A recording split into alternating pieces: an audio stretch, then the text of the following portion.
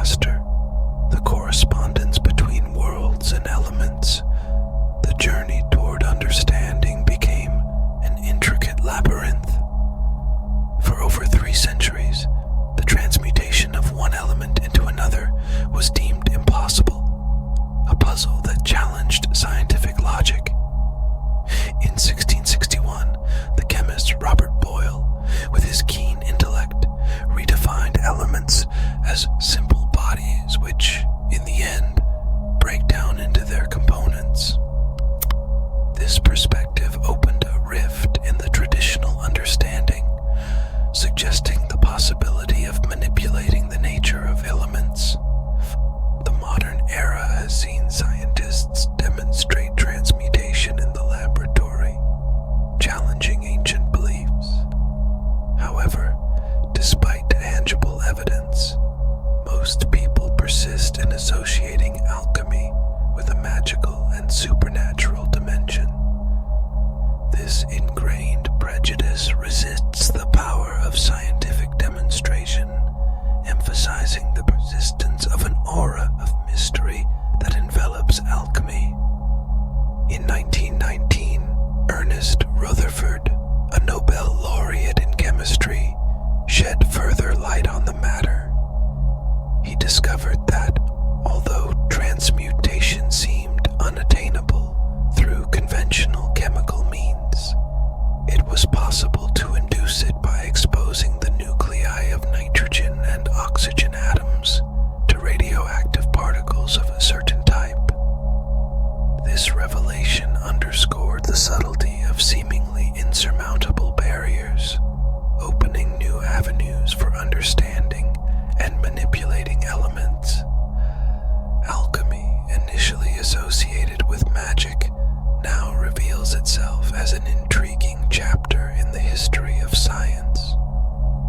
Transmutation, once considered beyond the bounds of possibility, has proven to be fertile ground for scientific discovery, demonstrating that behind every mystery lies a truth ready to emerge in the light of knowledge. In 1937, a scientific turning point marked the ability to transmute on a small scale for virtually all known elements. The endeavor, though expensive, succeeded in producing small amounts of gold from a variety of other elements. This success, while economically unsustainable, offered a new perspective on the manipulation of elements, challenging previous beliefs about transmutation. Despite scientific advancements, biological transmutation remains a mystery for scientists. However, nature itself provides examples of transmutation within the plant, animal, and human realms. This newfound awareness raises questions about the possibility of still unknown biological transformation processes. The history of alchemy, as presented by modern scholars, often takes shape in 2 distinct forms: physical alchemy and spiritual alchemy. Manly P. Hall, a prominent metaphysical historian, has categorized these 2 forms distinctly. According to him, physical alchemy may be blind to the instructions of spiritual alchemy, but the reverse is also true. The secrets of physical alchemy are concealed in the processes of soul transformation. The ancient alchemists, skilled in the art of dissimulation, veiled spiritual truths behind chemical symbolism and theological references. Without the key of the Hermetic master and correspondence, understanding how and where to begin became an enigma. However, the key of analogy offers a different perspective, revealing that physical processes reflect the development of the soul, and vice versa. In the analysis of natural processes, it is discovered that not only do physical events become a mirror for the evolution of the soul, but also the phases and secrets of spiritual initiation are reflected in the processes of transformation and regeneration in nature. This double mirror reveals secrets on both fronts, intricately connecting the physical and spiritual worlds through the mysterious art of alchemy. However, the profound meaning that the alchemists understood, the place where the philosopher's stone and the elixir were forged, lies between two highly valid approaches. Thus, three dimensions emerge, closely connected but distinctly approaching the object: the outer, the inner, and the sacred. The mysteries of alchemy are hidden behind a triple veil. This elaboration explores the foundations of alchemy in the light of ancient mysteries, an esoteric tradition that sees natural science and religious mystery as inseparable, interconnected threads of a single theme, as according to the authentic adepts of this tradition, alchemical theory is based on the truth of the substantial unity of the natural universe. All things, animate and inanimate, subtle and dense, have their roots in a common origin, base, and essence. The alchemists called it the prima materia, or first substance, while the ancient Greeks referred to it as the ethereal, or ether. Alchemists were firmly convinced that if a body could be reduced to its original condition, to its prima materia, then it could be employed to generate any known element or substance. In this perspective, the alchemical act transforms into a quest to reveal the hidden secrets behind the manifestation of things, unveiling the intrinsic connection that binds all elements of existence.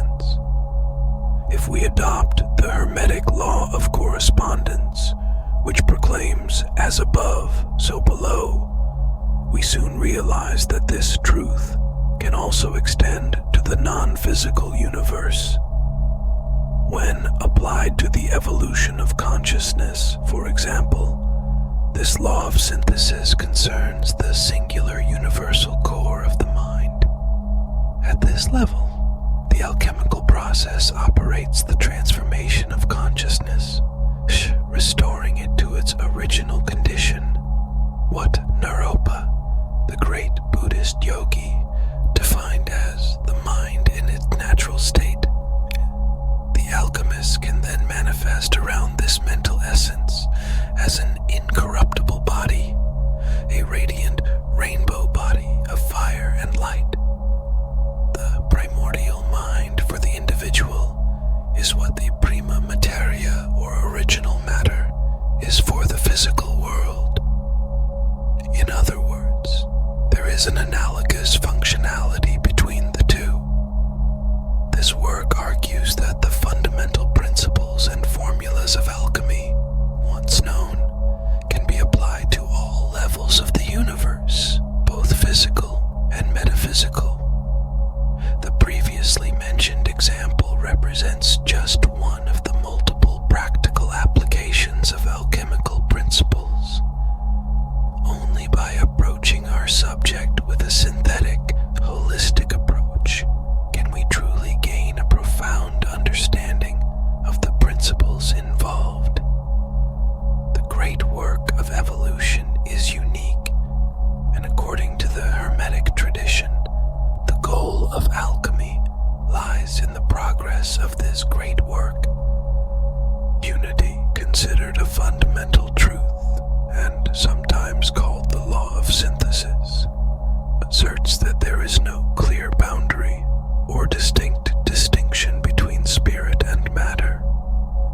According to ancient wisdom, everything is energy, a fire that permeates everything, from the slow and dense energy of matter to the vibrant activity of the subtle world of consciousness and spirit. The wise affirm consciousness, and consciousness is made up of extremely subtle energy particles. Therefore, the separation between animate and inanimate, mind and form, spiritual and physical, is an illusion, just as it is between energy and matter. There is no fundamental distinction between the two. An ancient prophecy, referring to the present time, states that the secret temple, whose doors have remained closed except for a few, will open to all who wish to enter. This perspective suggests that the alchemical approach, with its understanding of unity and synthesis, provides a key to unlock the doors of this secret temple, allowing anyone willing to participate in the pursuit of knowledge and universal transformation. This prophecy reveals the concept of the restoration of the mysteries. It is in the spirit of this prophecy that I express what, a few hundred years ago, would have been considered a breach of trust and a violation of sacred vows of silence. Although alchemy seemed dead and buried for over 300 years, it can now be seen at the beginning of its rebirth and transformation, destined to become the most radiant jewel of the sciences. The potentials and benefits of alchemy for the future are infinite and truly extraordinary. The production of low-cost electricity could be made possible through a process that alchemists call fixing the volatile, or the condensation of ethereal energies onto the dense physical plane. The transmutation and regeneration of diseased and aging cells in the body become real possibilities. The material needs of humanity could be met through the transmutation of waste into various useful substances. Construction materials of all kinds could be produced without destroying forests, primary sources of oxygen for human and animal kingdoms. Waste could be transformed into highly nutritious food at low costs. Pure water could be generated in abandoned lands and deserts worldwide, transforming the earth into a marvelous paradise. However, it should be noted that alchemy could also be exploited to produce weapons of mass destruction. Therefore, the warning to maintain silence on operational methodologies remains valid today. Responsibility in the application of this knowledge is essential to ensure that alchemical